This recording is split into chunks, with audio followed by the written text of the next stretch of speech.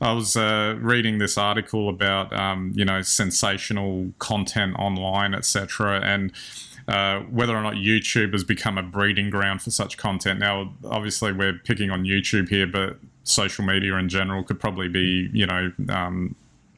broadly put into all of this. Maybe you could probably bring in news channels and just about everything else that's consumable media into it. But what I find interesting is that, I was thinking about us, for instance, doing this podcast. We started we started podcasting in general in a very different era. And we could just, talk about our topics. And, we're very moderate, I guess, in our discussions and topics. There's nothing really sensational that we're putting out there. But it's I don't know whether I found it depressing or not. I guess, I don't know. It just seems like you have to kind of, in having a look at a lot of what of YouTube content creators are having to put out there, I've seen videos where they aren't necessarily any more sensational than, say, the style of what we're doing, but they'll usually put some sort of clickbait title that is sensationalist on it to get the clicks and the eyeballs, and there's almost no way to argue against that because the proof's in the pudding with the views that they get. And the best one that I just saw recently, just the other day, was something along the lines of how Apple destroyed the new M1 iPad Pro, with the inference being that no one would buy it after they, with the recent announcements with iPad OS 15 not really taking advantage of the M1 chip and all of that. But then when you actually watch the video, it's a lot softer than that. It's more just, if they had done this, if they'd done that, it might have been more interesting, but it's really just more of the same. And it was a much more moderate take on it, but the title gets you in. And I don't know what you think about any of that, but it just kind of makes me wonder what, is going on with all of that stuff. And if you've got any hope of producing anything that is just a normal conversation. Well, look, I think one thing people often forget, and I even forget today, YouTube is a social channel, and it always has been.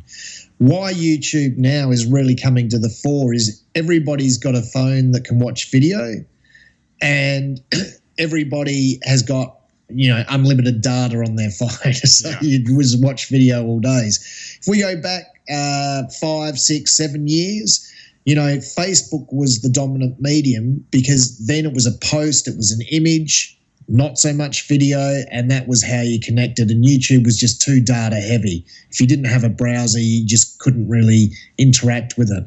Now YouTube is the premier social, probably not fully realised yet, and that's what we're seeing. We're seeing the same sensational clickbait titles that we saw on Facebook 5 or 6 years ago and probably still see today. So I think, YouTube is now the new battleground for social supremacy. And the thing is that it's not regulated in the same way that Facebook is, or even Twitter for that matter.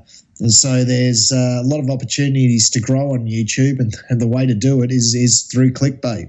And that kind of leads me to the next point, which is what does that sort of do to you as a content creator, so to speak? Because if you're just wanting to produce what you want to produce and just get it out there, it would seem to me that you'd have to, it's almost like putting a marketing spin on your material. And the problem is that if you're trying to do something that's a bit more moderate, but you have to put something sensational as the title to get people in, that could potentially, I don't know, harm the message in a way, or harm your potentially your credibility if you're doing it that way. Yeah, look, I think so. But I think just like on your other socials like Facebook, which is the best example here, some people will start making content just to get views and make money, and the essence of the content just becomes secondary. They just scan whatever's trending on Google and just make a piece on it, and that's a content model that probably a lot of people who are genuine in producing content or feel that their craft is the production of content for entertainment or engagement, I'm afraid you can't compete. You have to do what you were talking about before, which is, you have a very well balanced piece of content, but you have to still line it with a bit of clickbait. So in which case, to round it out then, is the actual platform itself encouraging this behavior through the algorithms and whatnot? Because no, I think it's people. But I mean, I know we've got the whole negativity bias thing going on. So if you get something that's like got a negative spin in the title, you're probably going to get someone clicking on it.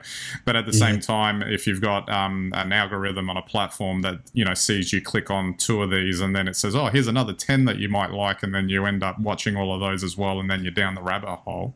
I don't know how you can really fight against that.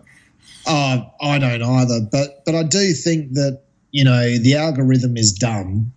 People are smart and people use the algorithm. So no one, and this has been a big bugbear as far as I'm concerned on Facebook with their impressions and all this sort of stuff.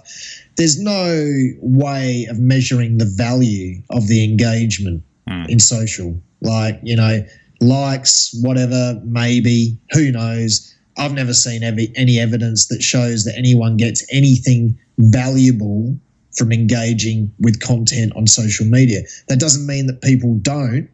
It just means I've never seen any evidence that can show me what the value of that engagement was, the genuine value of that engagement. And so while you can make money by someone just watching 6 seconds, then it's a race to the bottom. You only need people to watch 6 seconds. Makes me, whatever happened to Vine? Exactly. Yeah.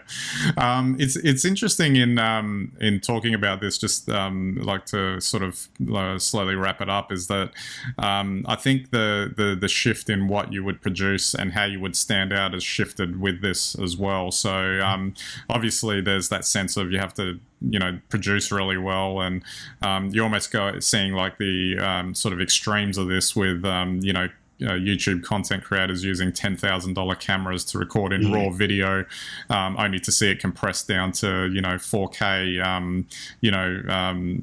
whatever the some codec that YouTube is using that doesn't even take advantage of all that whiz bang material, and that the instead of just having good content that would make you stand out, it's much more than that now, and you have to sort of engage in a game with this clickbait stuff to kind of make it work. And whether or not there's a good balance between those things in terms of being successful at it. You can be financially successful and get the views, but is it for the reasons that you want them to be? And that's the age-old battle, of art versus commercial success. And we always know what wins in the end. Well, we always know what wins, that's for sure.